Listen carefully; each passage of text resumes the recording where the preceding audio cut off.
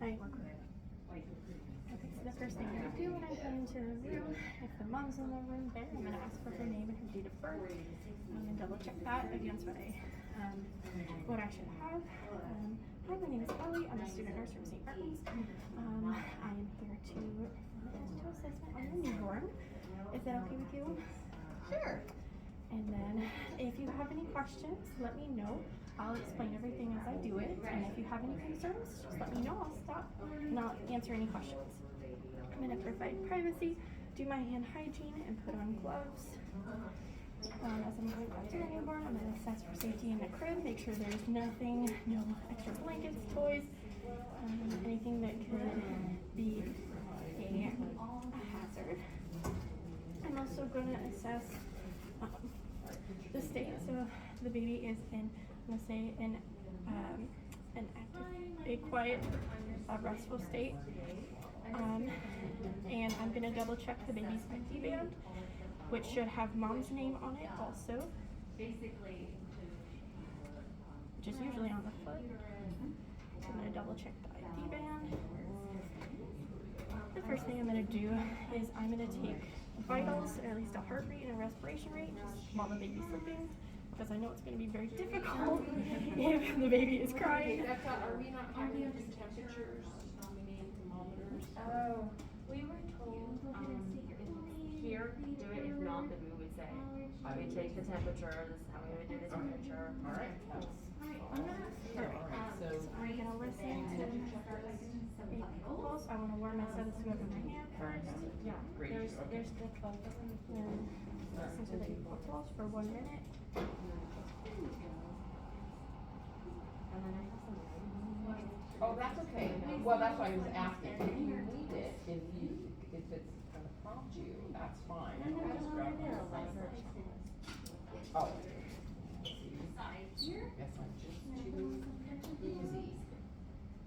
So I'm gonna just start by checking your vitals. So of course I'm gonna check the temperature, which should be released to 1.8. So when I come in then, can I That's just a little out from around. Heart rate should be 60 to 100. Or your respirations should be from 12 to 20. And then of course your blood pressure should be so when I'm coming on the first thing in the environment, it's just the Are you baby currently here, so experiencing pretending I put them on. no pain? Does it say that? Yeah, so that's fine. We'll be doing our assessment in the nursery then, I I'm guess. gonna go ahead and just start by. Alright, so the baby's heart rate should be between 110, 160. It can be a little bit higher if the baby's crying or a little bit lower if the baby's sleeping. Next, I'm going to check the respiration rate for a full minute. Which can be pretty hard to hear over the heart sounds. First thing I'm doing is for babies, you can also like listen and watch their tummy because all babies are belly breathers. And so I listen and watch because sometimes those little breaths are so shallow that they're very hard to auscultate, but you can see the tummy. I'm going to be doing a head to toe assessment on the baby and making sure that everything looks normal and that the baby is all good to go. So now I'm going to put my gloves on. Okay. So hands on the butt. So I'm just gonna start by laying you flat here. And as I'm doing this, I'm assessing the baby's activity on their toes. And then okay after Away to lay learn. flat. So we're gonna start away first by checking your activity. So now I'm going to So I'm just gonna feel my hands. on their Rest wrist. will be exposing you if you have your spouse in the room. You can do this much room. Alright, so the baby's respiration rate should be between 40 and 60. For cesarean section babies, it's normal to have some tachypnea and also periods of apnea when they are breathing. Usually it's really fast and they stop for like a little while and they go really fast again. So vital signs are normal. I'm going to wait to take the temperature until the end because that's the most invasive one. The next thing I'm going to do, I'm going to pick up the baby slightly and inspect the head. I'm looking for the sutures to see if they're overlapping. If there's any caput, any molding, I'm looking for the presence of any milia. I'm also checking the fontanelles. There should be the anterior and the posterior fontanelle. It all looks normal. Next, I'm going to go down to the eyes. I'm looking for symmetry. If I need the baby to open its eyes, I can dim the lights a little bit, and they should open their eyes. I don't want to pry them open or anything. They should be in line with the ears. And then moving down to the ears. One thing we were told was if you snap, the baby might turn its head that way, but that is not common in all babies, just some. So if they don't turn their head, it doesn't mean they can't hear. They're already going to have another hearing test performed in the hospital. I also want to check the pineal reflex, so I'm going to bend the ear down a little bit at the top and make sure it bounces back on both sides. I'm again checking for symmetry, making sure it's in line. Low set ears can be a sign of trisomy 13 or Down syndrome. Next, I'm going to go to the nose and the mouth, and I'm going to do this at the same time. So, using my finger, my gloved finger, I'm going to open the baby's mouth a little bit and check for any teeth or Epstein pearls, and then I'm also going to assess the baby's sucking reflex. Then I'm going to cover one of the nostrils while the baby's sucking on my finger, checking for patency in both nares. I am also going to check for symmetry of the mouth and the nose, which all looks good. Next, I'm moving down to and again on the nose, there might be submilia, stork bites, anything like that. That is completely normal for a baby. Also on the head, some bruising might occur just because of pushing the baby through the birth canal. And that is again completely normal. We just want to make note of it. And then moving down to the neck, I'm going to assess range of motion in the baby's neck. So up, down, to the sides a little bit. I'm also going to check the baby's tonic neck reflex. So, moving the baby's arm up to turning the baby's neck, and the baby's arm should go up and to the side like a little fencer. And I want to make sure I do that on both sides. Turn the baby's neck, and the baby should flex to the side. I'm also going to check the rooting reflex. So I'm going to stroke the baby's cheek, and the baby should turn its head and open its mouth in the direction of my finger. I want to make sure I do that on both sides. Next, I'm going to check the clavicles. Make sure they're both, make sure they're both present. I'm going to lay the baby down, and with both of its arms, move them up. I am checking range of motion in the arms and also for any crepitus. Any creaks or cracks that my joints make, the baby's joints should not be making. Swallow the baby a little bit more. And then I'm going to be moving down to the chest. I'm again looking for any, there may still be some vernix present on the baby, depending on how many days old the baby is. There also may be some milia, some slate gray nevi, or some erythematoxicum, which just look like little flea bites. I'm going to assess the baby's brachial pulses. This should be equal bilaterally.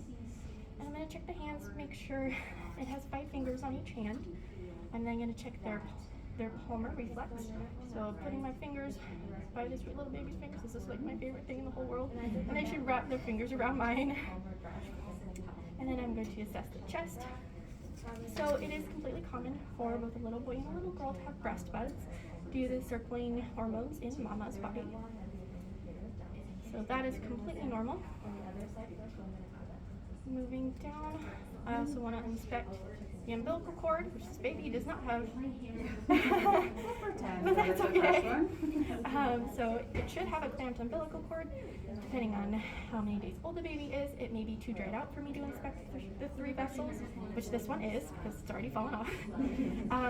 But I am looking for the 3 vessels. If it's not there, that's completely normal, and I need to document it as such.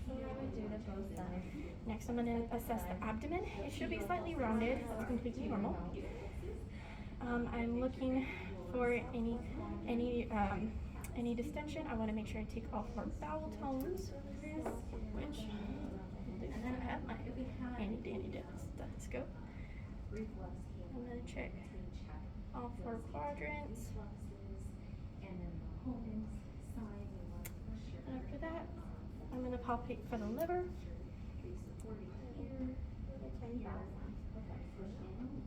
And bowel distension. And again, same findings, any slight gray navy. Amelia is completely normal. Next thing I'm gonna do, I'm gonna flip the baby on its back. And I'm gonna assess the spine. The gluteal fold should be equal, and the spine should be straight and not curved, and intact. Flipping the baby back over and working my way down. I'm gonna assess the legs and the feet, making sure there are 5 toes on each foot. I'll also do the plantar grasp reflex, so put in my finger under the toes and they should curl around it. And curl around it. I'm also going to test the Babinski reflex, so stroking the baby's foot up to the toes from the heel, and the baby's toes should flex outward. Next, I'm going to assess the perineum.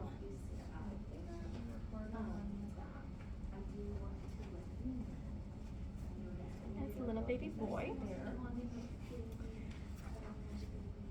So with this, if the baby is uncircumcised, I want to check and see where the urethra is, making sure it's midline, not above the penile head or below it. I want to assess the testes, make sure they have fallen into the scrotum. If they haven't, I need to document it as such. It is normal for babies that are slightly preterm for the testes to have not descended yet, but it's important that it does happen eventually, or otherwise there could be risk for infertility later. And also, if the baby was circumcised, if they're wearing circumcision care, making sure that there's not anything bigger than a quarter-sized blood spot in the diaper. Anything more could indicate more bleeding. If there's a crust around the incision, I don't want to wipe that off. Leave it where it is. And I want to make sure there's no signs of infection, so redness, swelling, if it's causing the baby any extra discomfort, anything like that, foul odors, I want to make sure I notify the healthcare provider. So that is that. One of the last things I'm going to do before I take the temperature is assess the baby's stepping reflex. So I'm going to lift the baby up, and it should begin to lift its legs and its feet like it's trying to take steps, even though it can't quite walk yet. I'm also going to test the startle reflex. There are a couple ways I could do this. I will notify the mother. I'm going to have to startle your baby. They are probably going to cry, and that's okay. I'll soothe them before I give them back to you. So a couple ways. I could either clap mostly in front of the baby's face, or I could put their arms and their hands and drop them slightly and release their arms, which would also cause a startle reflex. The last thing I'm going to do is assess their temperature and their patency of their anus. So for this, I'm going to take, I know there's the option to take an axillary or rectal temperature. This is just the easiest way for me to knock out 2 birds with 1 stone. So if I had a rectal probe, I would insert it about 1/4 to 1/2 inch into the baby's rectum, making sure that there's no obstructions, nothing in the way, no skin fold blocking it off. And that way it also take a temperature. The baby's temperature should be between 97.9 and 99.4.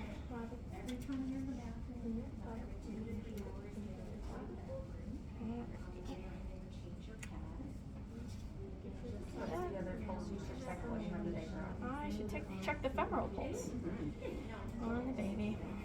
And again, making sure it's equal bilaterally. There may also be the presence of acrocyanosis in the hands and the feet. This is completely normal for it to be a little purpley blue within 24 hours of birth. Anything after 24 hours, it should turn to a darker or lighter pink. If it doesn't, I would definitely need to notify the healthcare provider. I'll re-swaddle the baby.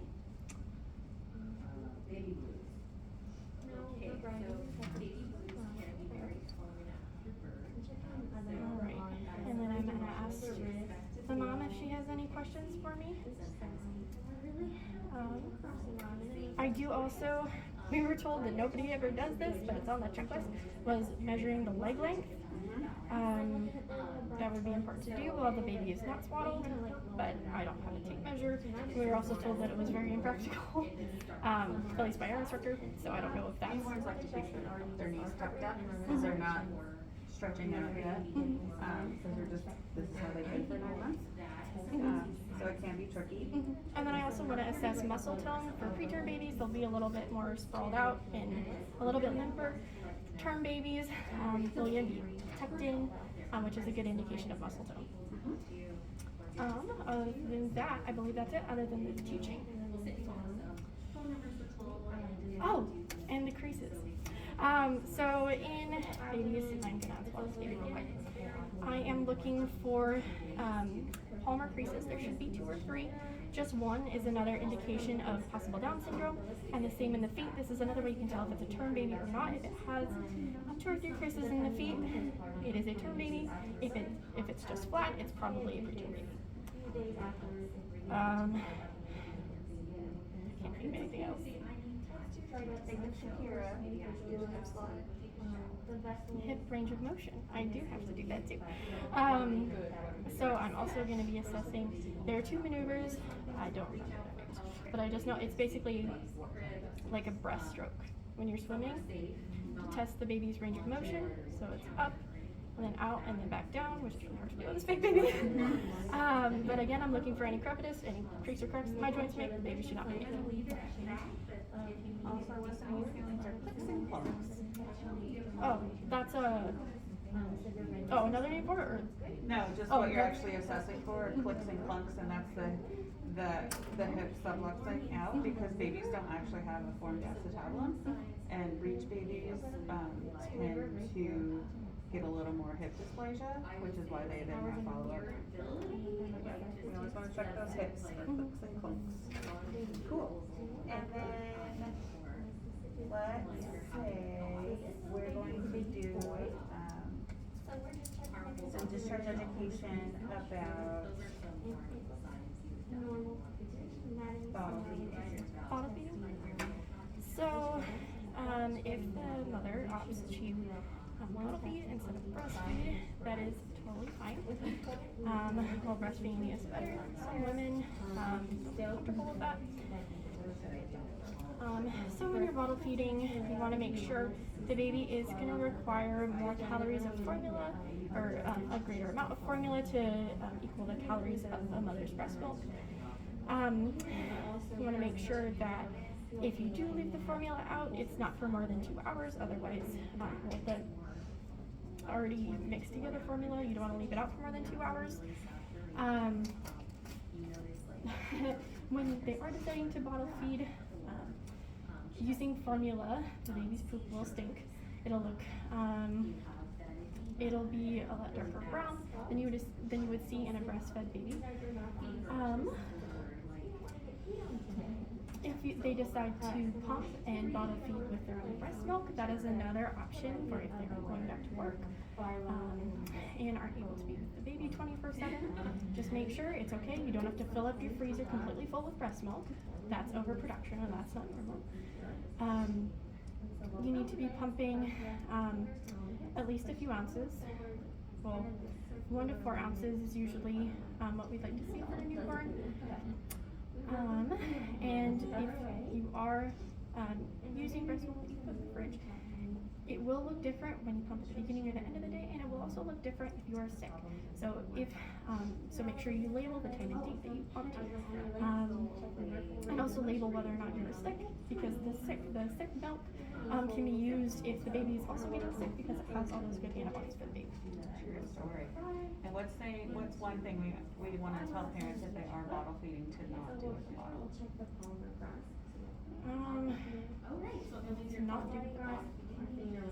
It's okay if you don't know this, because I don't know if you actually know. I don't know. Never prop a bottle. Oh, really? Yeah. Never prop a bottle. Yeah. That actually can lead to ear infections and aspiration, and they really shouldn't be using that type of bond. Yeah, that's interesting. I didn't know that. And also, make sure you burp the baby after you bottle feed them. If they're going to get an upset tummy, don't let them suck on an empty bottle, because that's just going to put a whole bunch more air in there, and they're not going to feel so great. Perfect. You did well. Thank you. Yeah. Great job.